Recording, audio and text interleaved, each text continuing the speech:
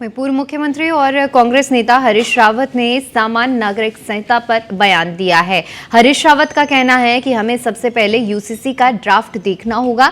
UCC का मतलब है कि इसकी क्रियान्वयन पूरे देश में होना चाहिए। ये एक ऐसा नागरिक संहिता है जो राज्यवार लागू किया जा रहा है। हरीश रावत ने आगे कहा कि अगर वे इस कानून को लागू कराना चाहते हैं तो इसे दिल्ली में बनाएं, इसे केंद्र सरकार बनाए और इसका मकसद नहीं है केवल प्रचारात्मक महत्व है। वे सिर्फ चुनाव के लिए राज्य का पैसा बर्बाद कर रहे हैं।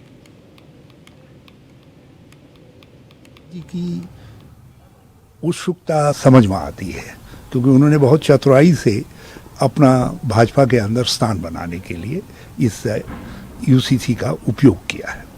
मगर केंद्र से मेरी शिकायत ये है कि उन्होंने उत्तराखंड जैसे छोटे राज्य को, सीमांत राज्य को, जो संवेदनशील राज्य है कई दृष्टिकोणों से, आपने उसको टोकनिज्म के लिए इस्तेमाल किया। आपने प्रतीकात्मकता के लिए हमारे राज्य को इस्तेमाल किया। आपको लाना था यूनिफॉर्म सिविल कोड, अब सेंट्रल गवर्नमेंट लेकर के आती जो सारे देश के ऊपर लागू होता। हमारे यहाँ जो कानून बनेगा भी तो वो हमारी सीमाओं के लिए होगा, कहीं दूसरे के लिए तो नहीं होगा।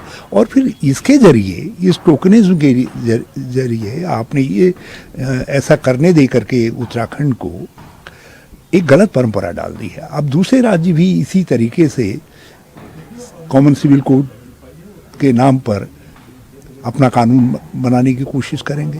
यदि ये इतना ही अनूठा है, कार्य है और इतना ही हितकारी है, देश हित में है, तो आप दिल्ली में क्यों नहीं ला रहे?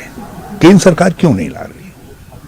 पहले काल आए, सीएए लाए, आपने पारित भी करवा दिया दोनों सदनों से, लेकिन लागू क्यों नहीं कर पाए? आप क्यों नहीं कर पाए बताइए?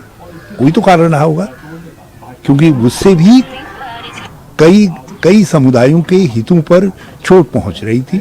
इसलिए आपको लगा कि ये देश के लिए खराब मुश्किल हो सकती है, तो आपने लागू नहीं किया उसको। अब जो है, अब उसको आप ये यूनिफॉर्म सिविल कोड, ये कहाँ से यूनिफॉर्म सिविल कोड रह गया जब एक राज्य का रह गया?